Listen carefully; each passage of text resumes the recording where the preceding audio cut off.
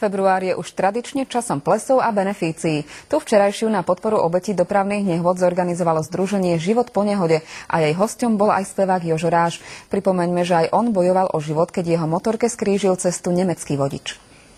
Danka je dnes šťastne vydatá, má potomka, v 16 ju však zrazilo auto. Bola v kóme, hrozila jej amputácia nohy. Zobudila som sa v nemocnici, nevedela som, kto som. Ona sa všetko učila od znovu. Tam, kde lekári nedávali žiadnu nádej, pomohla tvrdohlavosť mamy a doslova mravenčia práca, keď Danku s otcom učili hovoriť či narábať s telefónom. 3 roky sme sa dávali do poriadku, niekoľko operácií, ale stalo to za to. Tatiana, ktorá sa venuje psychotronike, však nepomáhala len dcére. Svoje vie o tom Jožo Ráš, ktorého život v júni 1999 po nehode na motorke visel doslova na vlásku. Ja mám jedno také presvedčenie, že ja nikdy neumrem. Takže to ma držalo nad vodou.